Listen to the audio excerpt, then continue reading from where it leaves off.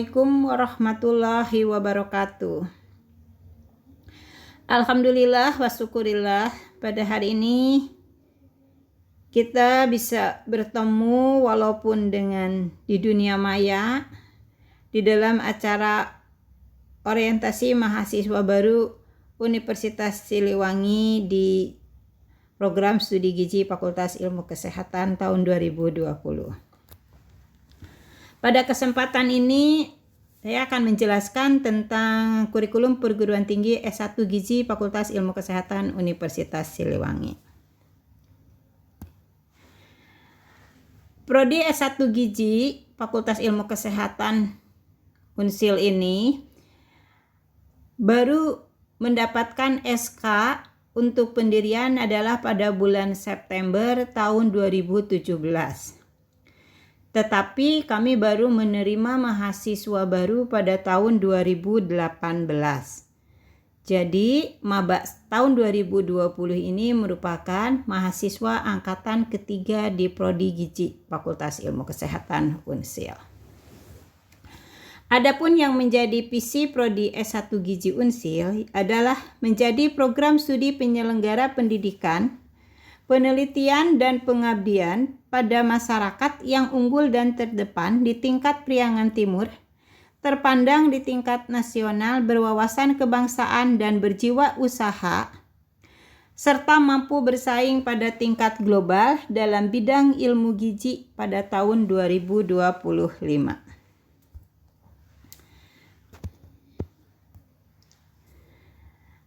Misi Prodi S1 Gizi: 1. Melaksanakan pendidikan dan pengajaran guna meningkatkan kualitas dan kuantitas sumber daya manusia di bidang ilmu gizi yang berwawasan kebangsaan dan berjiwa wirausaha sesuai dengan kebutuhan pengguna dan mengikuti perkembangan zaman serta dilandasi iman dan takwa.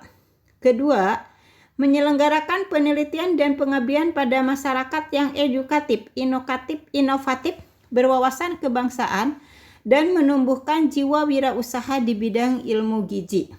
Ketiga, membangun kemitraan dan jejaring dengan pengguna, baik itu masyarakat, pemerintah, swasta, dan alumni, dalam melaksanakan pendidikan, penelitian, dan pengabdian di bidang ilmu gizi yang berwawasan kebangsaan dan berjiwa wirausaha di tingkat lokal dan nasional. Keempat, mengembangkan sarana dan prasarana di bidang ilmu gizi sesuai dengan kebutuhan pengguna dan yang berwawasan kebangsaan dan berjiwa wirausaha. Adapun profil lulusan Prodi S1 Gizi Fakultas Ilmu Kesehatan ini sama dengan profil sarjana gizi yang ditetapkan oleh Asosiasi Institusi Perguruan Gizi Indonesia (AIPGI). Pertama, pengambil keputusan pelayanan gizi. Kedua, manajer dan care provider pelayanan gizi. Ketiga, supervisor pelayanan gizi. Keempat, supervisor pendidikan dan pelatihan gizi. Kelima, inspirator gizi di masyarakat, community nutrition leader. Dan keenam, pelaksanaan penelitian gizi. Adapun kompetensinya, ada beberapa kompetensi yang ingin dicapai. Yang pertama, untuk kompetensi utama, 1. Mampu melaksanakan pelayanan gizi yang profesional sesuai dengan nilai dan prinsip ketuhanan, moral luhur, etika, disiplin, hukum, dan sosial budaya. Kedua, mampu melakukan pelayanan gizi dengan menyadari keterbatasan, membatasi masalah personal, mengembangkan diri, mengikuti penyegaran dan peningkatan pengetahuan secara berkesinambungan, serta mengikuti perkembangan ilmu pengetahuan dan teknologi demi keselamatan klien. Ketiga, mampu mengambil keputusan dengan memformulasikan pemecahan masalah gizi perorangan, kelompok, dan masyarakat melalui penilaian status gizi. Yang keempat, mampu mengelola penyelenggaraan makanan pada institusi dengan menerapkan konsep-konsep manajemen gizi institusi. Kelima, mampu mengelola pendidikan gizi dengan menggunakan metode dan media pembelajaran sesuai dengan materi dan karakteristik sasaran. Keenam, mampu melakukan prosedur pelayanan gizi masyarakat yang berkaitan dengan masalah pangan, status gizi, dan kesehatan.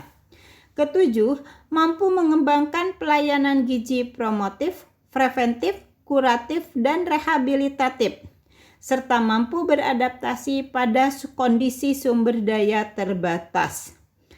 Dan kedelapan, mampu berkreasi dan berinovasi dalam menerapkan teori ilmu gizi dalam praktek bisnis. Selain kompetensi utama, prodi gizi juga mempunyai kompetensi pendukung dan kompetensi lainnya. Kompetensi pendukung, 1, mampu mengimplementasikan nilai-nilai luhur Pancasila sebagai dasar falsafah bangsa yang menekankan pada pendidikan karakter. 2, memiliki kemampuan mengembangkan jiwa kewirausahaan. Kewirausahaan merupakan salah satu ciri dari Universitas Siliwangi. Kompetensi lainnya, 1, mampu bekerja sama secara mandiri dan memiliki sikap kritis, empati pada klien dalam asuhan pelayanan gizi. Kedua, mampu mengembangkan jiwa kewirausahaan di bidang gizi. Dan ketiga, mampu mengimplementasikan pendidikan bela negara sebagai falsafah hidup. Adapun capaian pembelajaran kompetensi yang ingin dicapai, yaitu untuk capaian pembelajaran kompetensi utama 1, mampu menjelaskan teori dasar, ilmu pengetahuan teknologi gizi, serta ilmu terkait, yaitu ilmu pangan, biomedik, humaniora, dan manajemen secara terstruktur.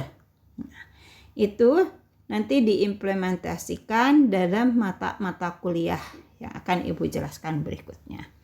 2, mampu berkomunikasi efektif dalam pelayanan konseling, edukasi gizi, dan dietetik untuk menangani masalah gizi individu, kelompok, dan masyarakat sesuai hasil kajiannya serta mempertimbangkan implikasinya. Yang ketiga, mampu mengelola pelayanan gizi berdasarkan penilaian gizi yang sudah baku secara mandiri. Yang keempat, mampu bekerja sama dalam tim dan bertanggung jawab atas hasil kerja mandiri atau kelompok, dan memiliki sikap kritis, empati pada klien dan tim kerja pada tingkat internal serta eksternal organisasi. Yang kelima, mampu mendesain dan mengelola pendidikan gizi dengan menggunakan media dan metode sesuai karakteristik sasaran. Sedangkan capaian pembelajaran kompetensi utama 3, 4, 5, 6, 7, dan 8, 1, untuk kompetensi utama 3, mampu membuat keputusan dalam proses pemecahan masalah gizi, perorangan, kelompok, dan masyarakat melalui penilaian status gizi dan faktor terkait. 4.1, mampu menerapkan konsep-konsep manajemen institusi dalam pengelolaan penyelenggaraan makanan dalam tingkat institusi. 5.1, mampu mendesain dan mengelola pendidikan gizi dengan menggunakan metode dan media pembelajaran sesuai dengan materi dan karakteristik sasaran. 6.1, mampu mengembangkan pelayanan gizi promotif, preventif, kuratif, dan rehabilitatif, serta mampu beradaptasi pada sumber daya terbatas. 7.1, mampu menyusun pedoman pelayanan gizi promotif, preventif, kuratif, dan rehabilitatif, serta mampu beradaptasi pada kondisi sumber daya terbatas. 8.1, mampu membuat inovasi dan kreatif dalam menerapkan teori ilmu gizi ke dalam praktek bisnis. Sedangkan capaian pembelajaran kompetensi pendukung, pertama, memahami dan dapat mengimplementasikan nilai-nilai luhur Pancasila sebagai dasar falsafah bangsa yang menekankan pada pendidikan karakter. 2.1 mampu menerapkan nilai-nilai religius, etika, dan moral. Sedangkan capaian pembelajaran kompetensi lainnya, 1. Mampu bekerja baik secara mandiri ataupun kerjasama, serta menunjukkan sikap kritis dan empati pada klien dalam asuhan pelayanan gizi. 2.1 memahami bidang kewirausahaan gizi dan menunjukkan keinginan berwirausaha. Nah, berdasarkan dari kompetensi dan capaian pembelajaran kompetensi yang diharapkan, maka Prodi Gizi memperbaiki kurikulum untuk tahun ini disebut dengan kurikulum perguruan tinggi dan akan mulai diberlakukan mulai tahun akademik 2020-2021. Nah, perhitungan mata kuliah di perguruan tinggi itu menggunakan satuan kredit semester atau yang disebut dengan SKS. Yang perlu kalian pahami, yang dimaksud dengan satu SKS itu pertama, pembelajaran teori di dalam kelas. Satu SKS itu setara dengan 50 menit kalian belajar dengan dosen. Tetapi tidak cukup itu dalam 1 minggu itu. Ada 1 jam mengerjakan tugas struktur dan 1 jam belajar mandiri. Jadi contohnya jika kalian mengontrak mata kuliah kimia dasar, nanti 150 menit bertemu dengan ibu. 1 jam kalian belajar di rumah mengerjakan tugas dan 1 jam lagi kalian menambah tentang ilmu kimia secara mandiri. Itu dalam 1 minggu. Sedangkan jika praktikum di laboratorium, 1 SKS setara dengan kegiatan 3 jam per minggu dalam 1 semester.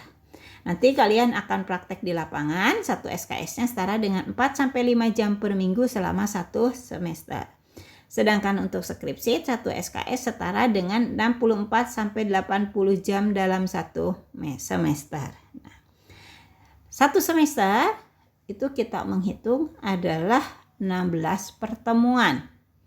Di mana untuk pembelajaran di dalam kelas, 16 pertemuan itu sama dengan 14 jam, 14 pertemuan pembelajaran, 1 pertemuan untuk ujian tengah semester dan 1 pertemuan untuk ujian akhir semester. Nah, ini kurikulum program studi S1 Gizi FIK Unsil tahun 2020. Nah, kalian itu semester ini akan mengontrak 21 SKS yang terdiri dari 9 mata kuliah.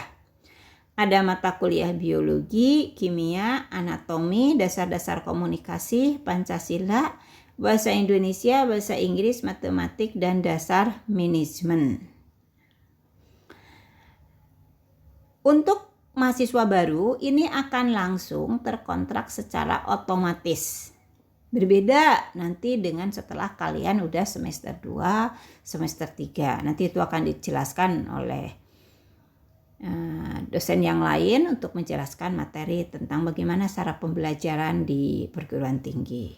Nah, hanya untuk mata kuliah semester 1 ini kita banyak menggunakan dosen dari prodi lain yang home base-nya di gizi. Yang akan masuk di semester 1 ini adalah mata kuliah kimia, yaitu ibu sendiri, mata kuliah Pancasila Pak Kosasih Adi Saputra, dan dasar-dasar komunikasi yaitu dengan Pak Andi Eka Yunianto. Sedangkan untuk mata kuliah anatomi akan dipegang oleh Bapak Dr. Asep, Dekan Fakultas Ilmu Kesehatan Masyarakat. Untuk mata kuliah biologi, bahasa Indonesia, bahasa Inggris, matematik, yang mengajar adalah dosen-dosen dari Fakultas Ilmu Kesehatan, Fakultas Ilmu Kependidikan, FKIP, Keguruan dan Ilmu Pendidikan. Sedangkan untuk dasar manajemen nanti akan dipegang oleh dosen dari jurusan manajemen Fakultas Ekonomi. Nah, di semester 2 ini mata kuliahnya ada fisiologi, biokimia gizi, ilmu gizi dasar, ilmu bahan makanan, psikologi gizi, pengantar antropologi gizi, pengantar sosiologi gizi, kewarganegaraan, dan agama. Di semester 2 ini mulai kalian menjurus mempelajari tentang ilmu-ilmu gizi. Begitu juga dengan semester 3 ada patofis penyakit infeksi, pengolahan pangan dan kulineri, gizi dalam daur kehidupan, surveillance gizi, penilaian status gizi, gizi olahraga, kewirausahaan, ilmu kesehatan masyarakat, dan mikrobiologi pangan. Semester 4 patofis penyakit tidak menular, metabolisme energi dan gizi makro, analisis dan evaluasi mutu gizi pangan, dietetik penyakit infeksi dan defisiensi, ekologi manusia, penilaian konsumsi pangan, ekologi pangan dan gizi, dan keamanan pangan. Semester 5 dietetik penyakit degeneratif, perencanaan pangan dan gizi, pendidikan gizi. NCV, metabolisme gizi makro, konsultasi gizi, pangan fungsional dan nutrasetikal, serta KKN. Jadi di semester 5 kalian akan mulai terjun ke lapangan mengikuti kuliah kerja nyata. Semester 6 manajemen industri jasa pangan dan gizi, percobaan makanan, statistik, metode penelitian gizi, bioetika atau etika profesi gizi, inovasi produk pangan dan gizi. Nah, kalian juga akan mulai PKL, praktek kerja lapangan. Yaitu untuk gizi klinis.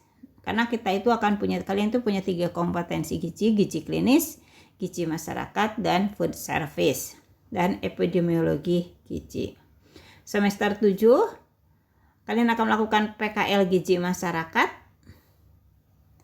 Kalian akan diterjunkan langsung ke masyarakat atau puskesmas. Kemudian PKL food service. Nanti food service itu ada yang komersil. Komersil itu kalian ikut PKL di catering, di restoran, di penyelenggara makanan. Sedangkan yang food service non komersial itu di rumah sakit. Dan ada seminar untuk mulai penyusunan skripsi. Dan di semester 8 kalian hanya akan mengontrak skripsi sebanyak 6 SKS. Diharapkan jika kalian memenuhi aturan pembelajaran menerapkan 1 SKS-nya itu seperti yang Ibu jelaskan tadi, maka diharapkan dalam 8 semester kalian bisa lulus menjadi sarjana gizi. Sedangkan untuk jadwal kuliah nanti akan di-share. Ini untuk gizi itu tahun ini ada 3 kelas, ada kelas A, kelas B, dan kelas C. Ini nanti akan di-share. Dan kita akan mulai melakukan perkuliahan mulai tanggal 21. Nanti ketua kelas masing-masing bisa ke jurusan, atau maaf ya, ini sekarang kita daring, bisa menghubungi Ibu